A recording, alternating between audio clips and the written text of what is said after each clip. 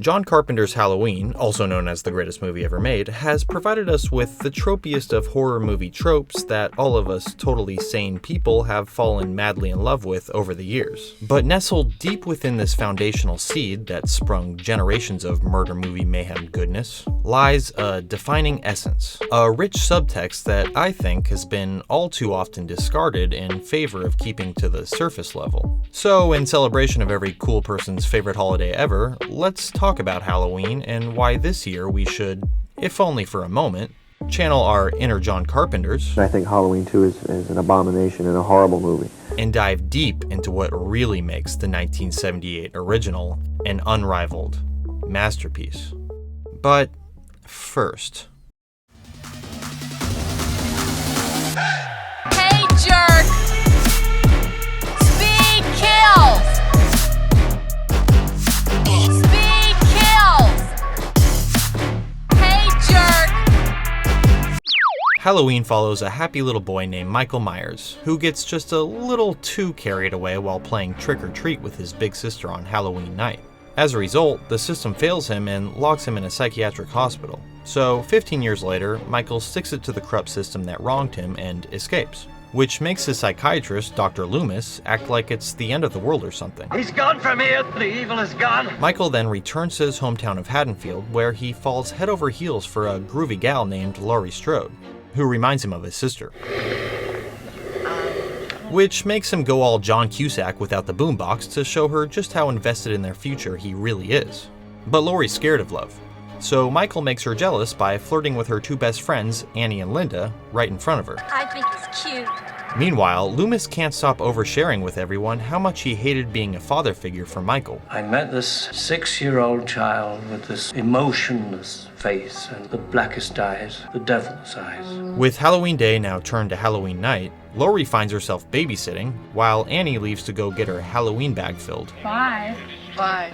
She doesn't get very far, however, as Michael pops out and really takes her breath away.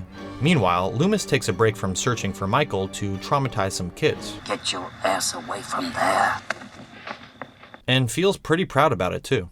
After getting into bed and coming together to battle gender stereotypes, Go get me a beer. I thought you were gonna get me one. Yeah. Lynda's boyfriend Bob regrets thinking with his little brain while on the wrong side of a big knife. With Lynda all alone now, Michael uses his cool shape-shifting powers to trick her, Cute, Bob, real cute. before treating her to a festive Halloween gag.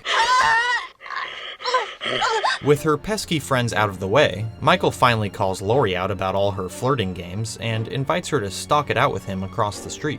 So Laurie goes across the street to discover she's not very compatible with Michael's love language.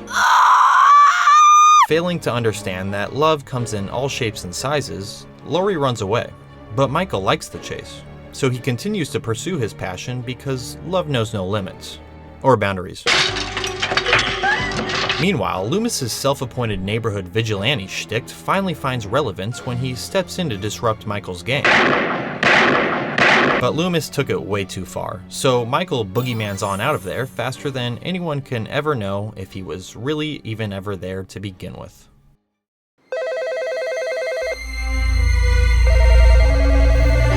Hello? I'm so tired of love songs, life never turns out the way they do. I've been trying for so long, looking for someone who wants me to. Perhaps the most often forgotten concept that makes the original Halloween a core memory in so many horror-filled minds is that it's in many ways a meditation on fate. You see, fate caught up with several lives here. No matter what course of action Collins took, he was destined to his own fate. In the very opening scene, the movie forces us into little Michael's point of view. We're complicit beyond our wills to this senseless act, powerless to change its course, which, along with the picturesque still shot the sequence ends on, almost subconsciously imparts that this haunting moment is forever frozen in time, an original sin that can't be undone. In almost mythic-like fashion, this unfathomable violence is fated to repeat itself on this sacred ground. No matter what, Haddonfield was always destined to this fate. Outside of serving us this theme on a silver platter by having Laurie's teacher outright tell it to us, Laurie. Ma'am? Fate. the movie also very cleverly seeds in the idea of a fated occurrence with some rather groovy filmmaking techniques. And I have been told they said groovy a lot in the 70s. The subtle background presence of a barreling train throughout the movie is one of the most intriguing inclusions. For example, as Loomis is phoning to warn Haddonfield of what's about to go down, a rather obnoxiously loud train barrels in the opposite direction, symbolizing the unstoppable outcome that's headed straight for Haddonfield. And while the movie draws ever closer to the brutal killings that are about to transpire on this fated Halloween night, we hear those ominous train bells more and more. As Loomis speaks of the first blood spilled 15 years ago in anticipation of its repeating, Standing on the lawn, he could have seen inside. and most notably when Laurie arrives at the final stop of the night, moments before she's forced to come face to face with the evil she's been sensing all day.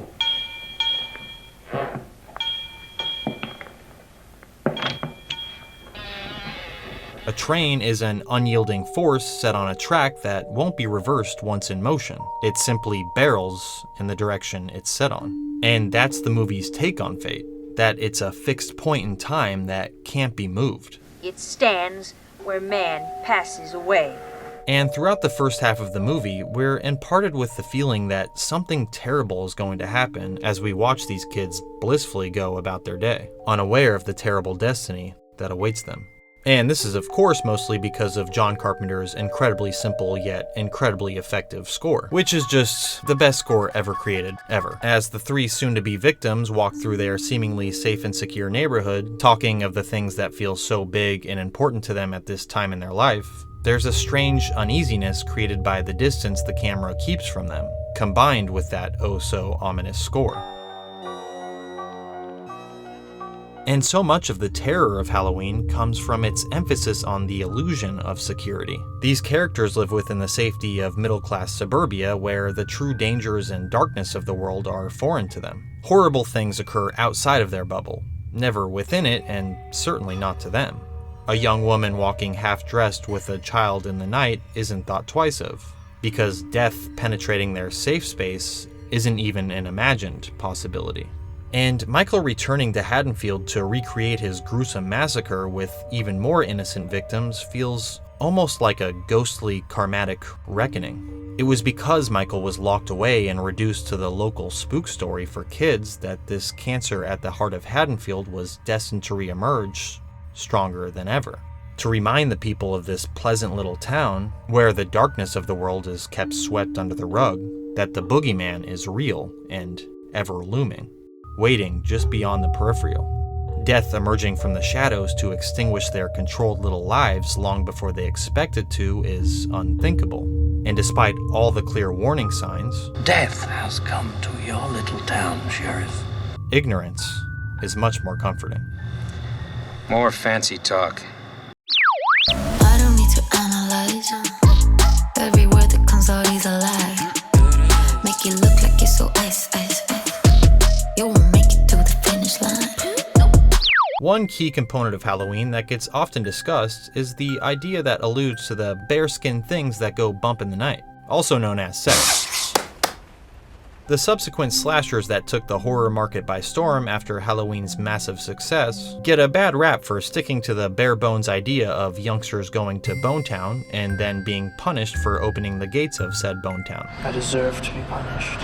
We all deserved to be punished. But regardless of the fact that some of these later slashers may have kept it as simple-minded as this, We weren't doing anything, we were just messing around.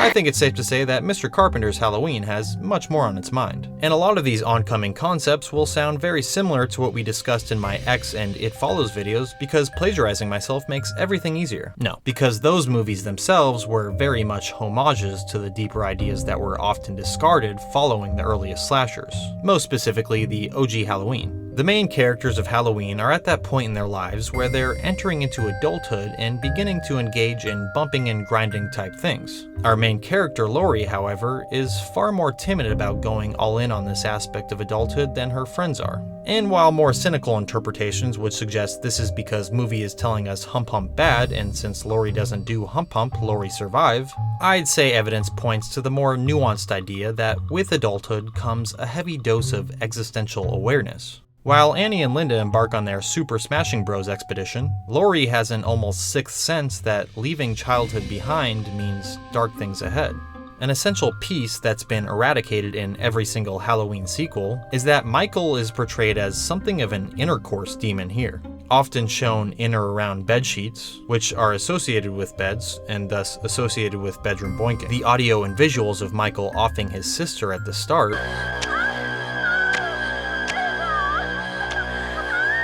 and the sounds made during both Annie and Lynda's deaths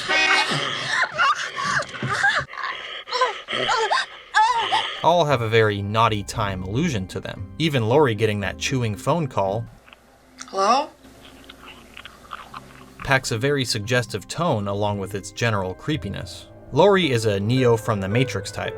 She senses something off and unglamorous about her adult reality. Her dating anxiety manifested in this elusive specter following her and giving ominous warning signs. Yet she ignores her intuition that something isn't right, that something bad is on the horizon. Calm down. This is ridiculous. This is communicated symbolically quite a bit. At one point, Laurie thinks she hears the sound of a woman in danger. Yet, it turns out to only be kids trick-or-treating. Encapsulating the intrusive presence of an untimely death just around the corner as an adult versus the fun, games, and general freedom of being a kid. Well, kiddo, thought you outgrew superstition.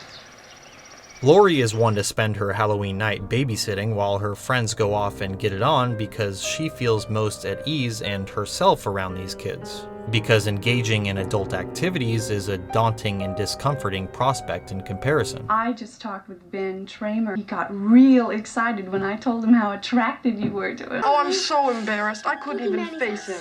With these little ones, she could put their fears into perspective with authority, if only to help try and calm her own. Tommy, stop it! Now there's nobody out there. There's no boogeyman, and if you don't stop all this, I'm gonna have to turn off the TV and send you to bed. When she checks on the kiddos just before leaving to investigate the strange occurrences across the street, Sleep tight, kids. she's essentially taking one last look at the innocence she's been clinging so tightly to before, in moments, she'll be forced to leave it behind forever and be permanently changed by her fateful encounter with the very real darkness that exists in the world. Keep on trying. You got it. I believe in you. You got it. I know you got this. You got it. Just keep on trying. You got it. Though Halloween has all sorts of savory layers worthy of a hearty deconstructing, at its most essential, it's an exploration of the darkness, of the evil that is a crucial part of our world and how we contend with its presence. Michael is like an elemental force. He not only represents an unstoppable destiny, but the very concept of the absence of light. And while the movie is smart not to pinpoint exactly what and why Michael is, or why reality itself seems to unfold precisely in his favor, it's all in support of sticking to the abstract, to the notion of surrealism as a way of representing the dark, unconscious mind. And this stylistic choice is paid homage to here, with Laurie's poster of James Ensor, a Belgian painter from the 18th and 19th century whose works often explored the bleakest sides of humanity, implementing masked figures and a Grim Reaper-like character to represent the inevitable outcome of death. And this expressionistic inspiration works to capture Mr. Michael the Shape Myers as the embodiment of all that is hopeless and unexplainable, and more literally, as death itself and the raw power it holds over our fragile little minds. The beloved and forever etched into our brains opening credits sequence that slowly pans in on a carved pumpkin to the sound of Carpenter's score, which, did I mention, is the best score ever made ever, creates an almost hypnotic lure, which is reflective of the morbid curiosities produced by death's mysterious nature. But there's nothing truly to be understood here, only the abrupt flickering out of the light. And this magnetic draw can consume, like in the case of Loomis, who's turned cold and obsessive and dedicates all that he is to eradicating the darkness he couldn't shake after looking at it for far too long. Likewise, by the end, Laurie has been confronted with death in all of its indifference and inhumanity. She's changed now, and her life can never fall back to the ignorance of innocence it was once tied to. The boogeyman is no longer some childhood fable. What's the boogeyman? It's a very real and relentless thing. As a matter of fact, it was. But an idea can't be contained in one singular shape. It's everywhere, and it's nowhere. An omnipresent force that surpasses human understanding. A cold shiver in our collective unconscious.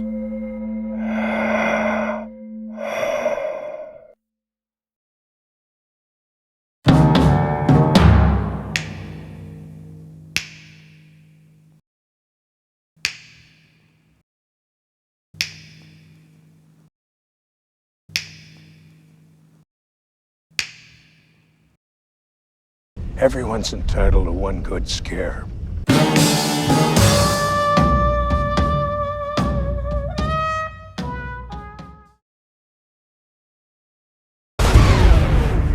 All right, let's do this one last time. I'm visiting my mother tomorrow. Do you ever wish that she was dead? What? It's not safe, is it? I sincerely doubt that. I'm sure you'll do the right thing, sweetheart.